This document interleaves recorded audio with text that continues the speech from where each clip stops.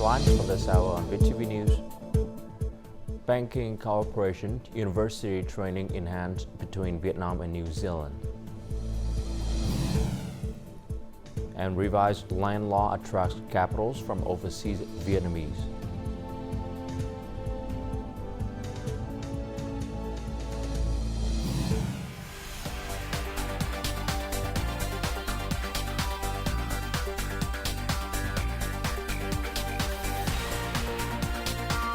Broadcasting from Hanoi, the capital of Vietnam.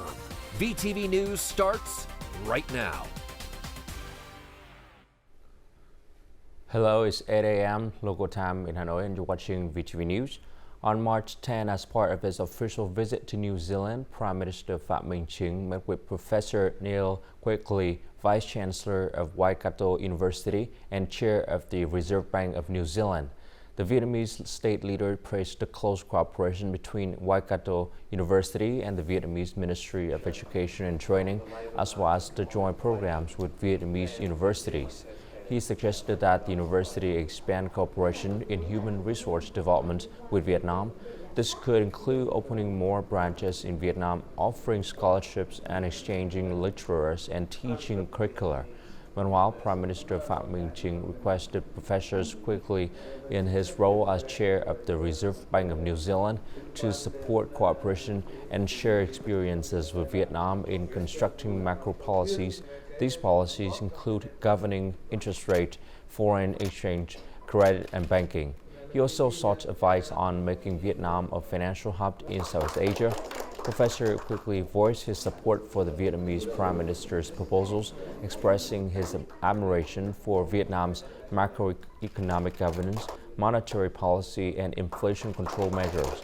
During this meeting, Waikato University and several Vietnamese universities exchanged 4 cooperation agreements. Minister of Education and Training Nguyễn Kim Sơn also presented the For the Cause of Vietnam's Education insignia to Professor Quigley. Vietnam and New Zealand should leverage untapped cooperation areas to increase their bilateral trade turnover to $2 billion, up from last year $1.3 billion. This suggestion was made by Prime Minister Phạm Minh Chính during a meeting with Simon Bridges, CEO of the Auckland Business Chamber, on March 9th as part of his official visit to New Zealand.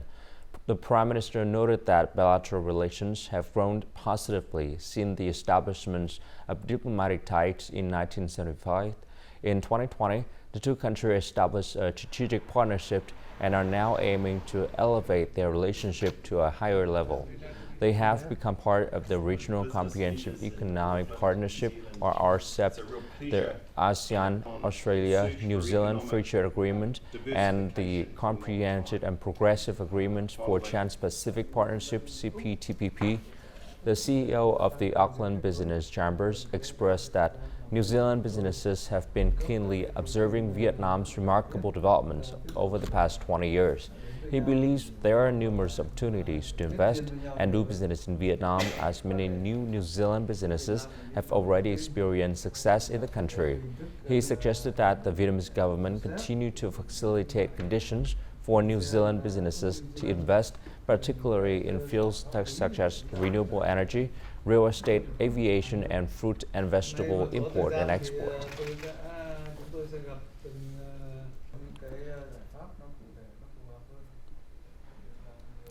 Also, during his official visit to New Zealand, Prime Minister Phạm Minh Chính conducted a working session with a group of Vietnamese professionals. He also tasked relevant ministries with setting up online channels to gather input from overseas Vietnamese intellectuals, scientists, and experts in their respective field.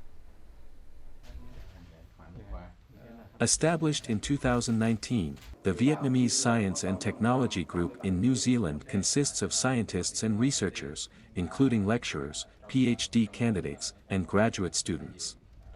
The group aims to connect Vietnamese scientists and experts, as well as foster technological cooperation with Vietnam. During their event, Prime Minister Phạm Minh Chính actively listened to all opinions and solicited further comments. Many personal experiences were shared, offering different directions and solutions for Vietnam's education, training, science, technology, and innovation development. The Prime Minister highly appreciated the group's dynamic initiatives and activities, which aimed to connect Vietnamese intellectuals in New Zealand and contribute to the overall success of the Vietnamese community there. You are at your peak age for science and technology innovation and aspiration. You can share your experiences with new Vietnamese students. Many students come here to study in high school and university. They really need the help of accomplished individuals like you. Prime Minister Pham Minh Chinh hopes that the group, along with its members, will provide policy feedback, facilitate cooperation between the partners and organizations of the two countries, and concentrate on fields such as education and training, information technology, digital transformation, and climate change response. Additionally, he hopes they will focus on artificial intelligence, biotechnology, medicine, and healthcare. A notable change in the revived land law is the expansion of land use rights for overseas Vietnamese. Specifically, it no longer distinguishes between Vietnamese citizens and overseas Vietnamese for land access rights. The land law now recognizes that Vietnamese living abroad are citizens with the same land-related rights as all other Vietnamese. This positive change is expected to attract foreign capital to the domestic real estate market, thereby promoting economic development. Phie is an overseas Vietnamese who has lived and worked in France for nearly 20 years. After the land law was passed, she visited Vietnam to explore investment opportunities, particularly in the restaurant and real estate industries. Vietnamese people, whether living abroad or domestically, always want to invest transparently and have their names on the property deed. I think the revised law is very good news, and I'm looking to invest in real estate in Vietnam. The land law, by creating a transparent and equitable legal environment, will ensure that both domestic and overseas Vietnamese have equal rights to own and transact real estate. This will help minimize disputes arising during the transfer and management of land use rights. In the past, when overseas Vietnamese wanted to buy land, they often circumvented the law by registering a household somewhere in Vietnam. Some asked a Vietnamese citizen to purchase the land in their name, which could easily lead to disputes when the person named on the deed wanted to take over ownership. Statistics show that among nearly 6 million Vietnamese people living and working abroad, over 20% have reached retirement age. The majority of these individuals wish to return to Vietnam for their retirement. Most overseas Vietnamese eventually want to return to Vietnam, and we all aspire to own a house before doing so. I believe the revised land law will undoubtedly have a positive impact on the real estate market, providing a boost for Vietnamese businesses to participate in the domestic real estate market. 15 to 20% of that money goes into direct property. And that's, if you just do a quick calculation, that can be around 10,000 dwellings a year. This is a really important source of capital for Vietnam. That can be 5 to 10% of GDP, which is an enormous number. Experts believe that the revised land laws will stimulate the real estate market and attract overseas Vietnamese intellectuals back to Vietnam. The necessary condition is to ensure that the law is comprehensive and transparent.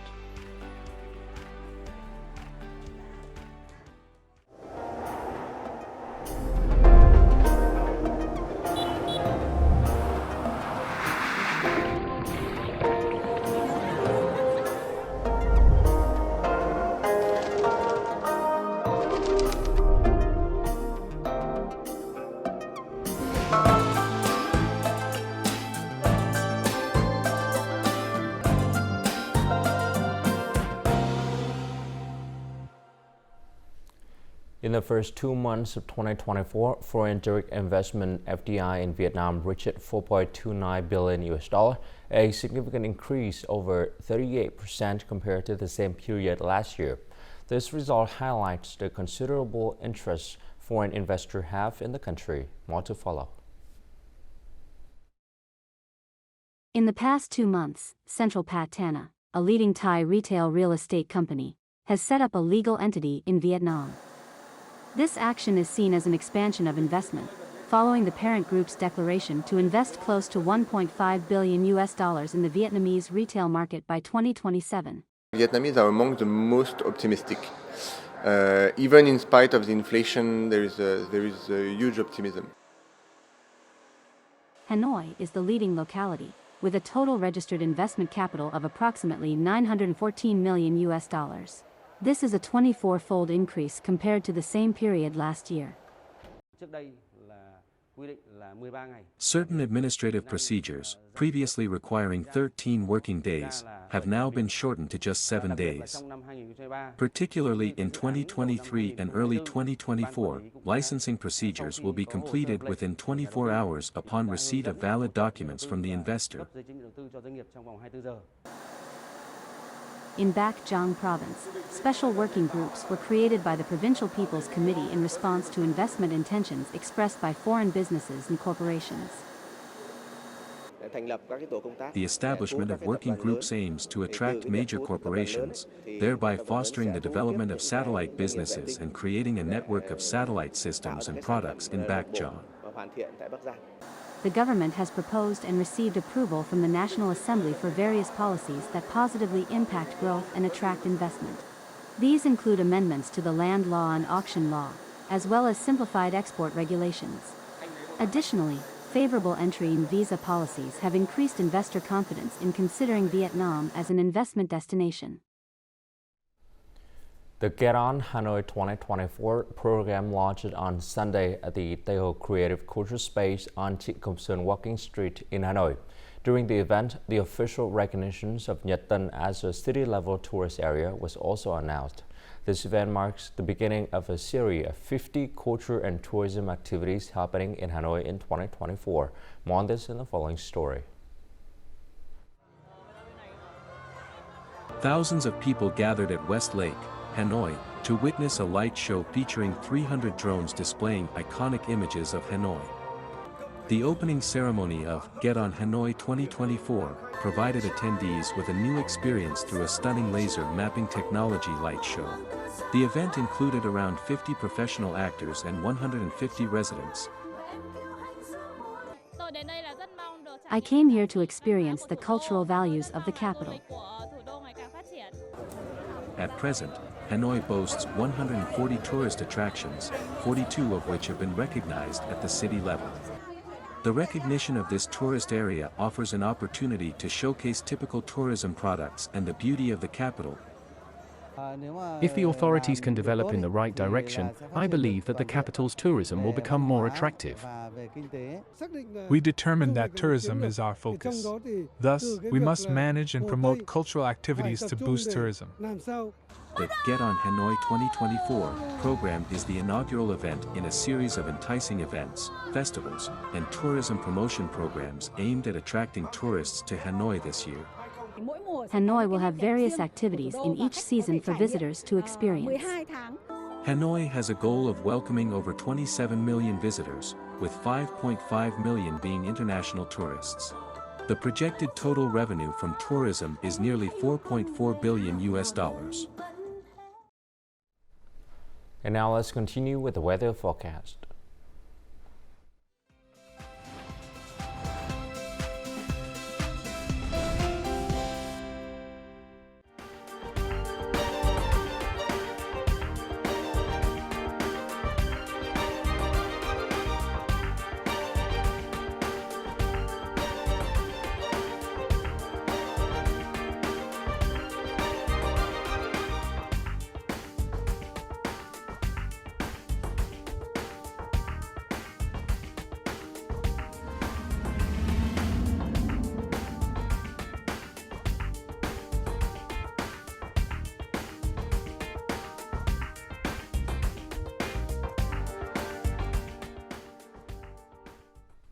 And that's it for this hour on VTV News. To rewatch our program, you can log on to VTVgo.vn or download a mobile application VTVgo.